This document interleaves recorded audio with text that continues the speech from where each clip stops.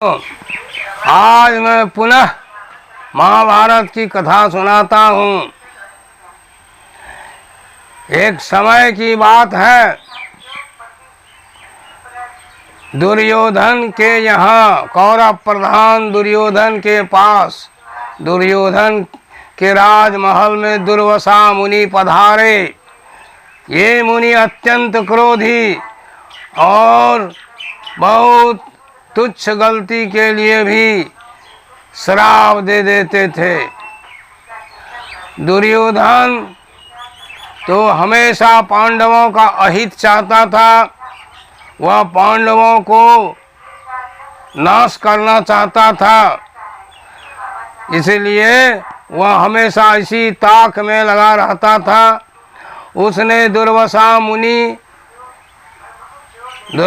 मुनि की बहुत आदर सत्कार किया,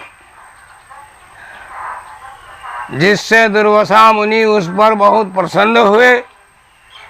दुर्वासा मुनि ने कहा कि दुर्योधन, मैं तुम्हारे आदर से, तुम्हारे सम्मान से अत्यंत प्रसन्न हूँ, क्या चाहते हो? दुर्योधन ने कहा, सरकार मुनि देव, यदि आप मुझ पर प्रसन्न हैं तो मेरी यह इच्छा है कि आज का भोजन जलपान तो मेरे गृह पर हो गया, किंतु आज का दोपहर का भोजन मेरे भाई युधिष्ठिर को ही मिले। युधिष्ठिर को ही यह अवसर प्राप्त हो कि आपको दोपहर का भोजन वही करावें। वे भी, मैं चाहता हूँ कि वे भी पुण्य का भागी बने। बड़ी समझा बुझा कर, बड़ी सम्मान कर दुर्योधन ने दुर्वासा को ठीक उसी समय में पांडवों के पास भेजा जिस समय द्रौपदी भोजन कर लेती थी। वो जानता था कि पांडवों के पास सूर्य प्रदत्त एक अक्षय पात्र है, जो इच्छानुसार भोजन प्रतिदिन प्रदान करता था, किंतु उसमें यह शर्त थी कि जब तक द्रौपदी भोजन नहीं करेगी तब तक अनेक आदमी भोजन कर सकते हैं, किंतु द्रौपदी के भोजन करने उपरांत उस शाम भोजन वह पात्र नहीं देगा। इस बात को दुर्योधन जानता था, इसीलिए उसी समय के अनुसार उसने दुर्वासा मुनि को पांडवों के पास भेजा। युधिष्ठिर तो धार्मिक थे ही, बहुत उनका सम्मान किया, मुनि का बहुत सम्मान किया। ये दुर्वासा मुनि 60,000 शिष्यों सहित युधिष्ठिर के पास गए थे। उन्होंने कहा, युधिष्ठिर, तुम्हारे भाई दुर्योधन ने मुझे तुम्हारे यहाँ दोपहर का भोजन करने के लिए भेजा है। आज मेरी इच्छा है कि मैं तुम्हारे यहाँ भोजन करूँगा। युधिष्ठिर ने कहा, यह तो मेरा अहोभाग्य, यह मौका मैं बराबर चाहता हूँ। हे महर्षि, हे मुनि, आप मुझे यह मौका देकर धन्य धन्य करें। दुर्वासा ने कहा, अच्छा तो ठीक है, मैं गंगा स्नान कर लौटता हूँ। मेरे पास 60,000 शिष्य हैं, सबका भोजन आज तुम्हारे यहाँ होगा। इतना कहकर मुनि गंगा स्नान करने के लिए अपने शिष्यों के साथ चले गए। इधर युधिष्ठिर ने जाकर द्रौपदी से कहा, द्रौपदी, 60,000 शिष्यों सहित दुर्वासा मुनि पधारे हैं, जो भोजन की मांग करते हैं, पात्र को कहो कि उनके मन पसंद का भोजन दे। द्रौपदी बोली, ये क्या मुझे सुनाते हैं?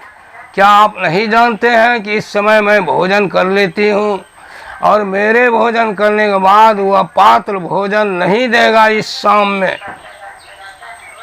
अब तो सभी पांडव चिंतित हो गए, द्रौपदी भी चिंतित हुई कि दुर्वासा के आने पर अगर उन्हें भोजन नहीं मिलेगा तो भयंकर श्राप देकर हम पांचों भाइयों को नष्ट कर देगा। बड़ी सभी चिंतित थे, हे कृष्ण कर रहे थे। उसी समय वृंदावन विहारी, लाल कुंज विहारी कृष्ण जी पहुँचे। पहले सभी पांडवों ने उन्हें प्रणाम किया, कहा आप बैठिए। तो सम्मान पाकर कृष्ण बहुत प्रसन्न हुए। उन्होंने कहा, सुनो, अभी बैठने का अवसर नहीं है, मुझे अत्यंत भूख लगी है, पहले मैं द्रौपदी से मिलूंगा। द्रौपदी को जाकर कृष्णचंद्र ने कहा कि सुनो सुनो पंचाली, मुझे पहले सर्वप्रथम भोजन कराओ, उसके बाद तुम कुछ पूछना। द्रौपदी बोली, हे नटनागर, यह क्या जांचना करते हैं? आप नहीं जानते कि इस समय मैं भोजन करती हूँ, इसीलिए वह पात्र आज भोजन नहीं देगा। और आज ऐसी घटना घटी है कि 60,000 शिष्यों सहित महाक्रोधी दुर्वासा मुनि पधारे हैं और भोजन की मांग किए हैं।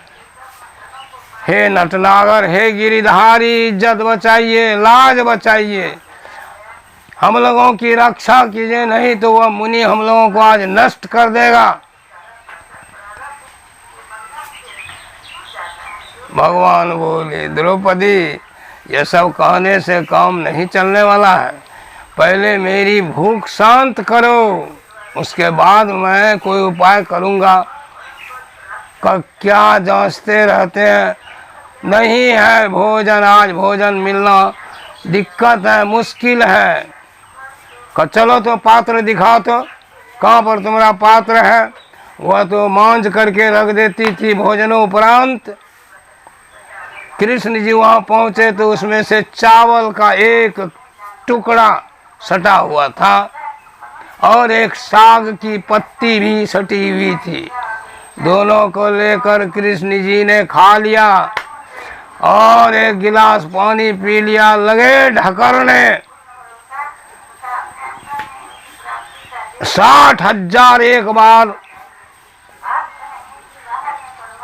ढकरे, जिससे वहाँ सभी मुनियों को डकार होने लगी, पेट फूल गया, सभी वहीं बालुए पर लेटने लगे।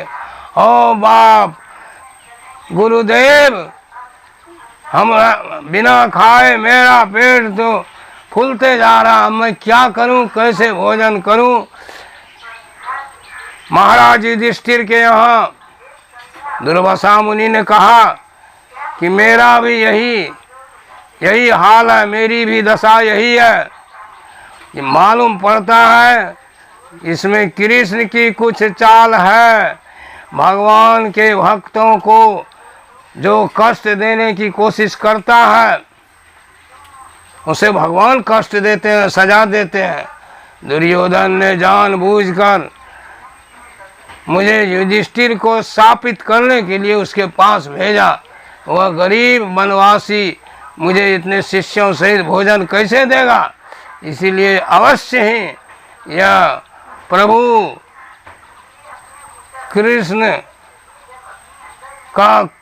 कृष्ण की कोई चाल है जिसके कारण हम लोगों की यह दशा है। चलो जल्दी यहाँ से चलो, नहीं तो कृष्ण फिर कोई उपाय लगाएगा और हम लोगों को सजा मिल जाएगी। सभी वहीं से फिरार हो गए। कृष्ण जी बोले अब मुझे द्वारिका जाने दो। पांडव प्रधान युधिष्ठिर बोले आप द्वारिका जाना चाहते हैं, हम लोगों की रक्षा कीजिए प्रभु, श्राप से बचाइए। उन्होंने कहा अब दुर्वासा अपने शिष्यों सहित कभी नहीं आएगा। वह अपने आश्रम की ओर चल पड़ा। तुम लोग निर्भीक होकर सुख से रहो। इतना कहकर कृष्ण जी द्वारका नगरी को चले गए। बस इसके बाद की कथा फिर कल कहूँगा।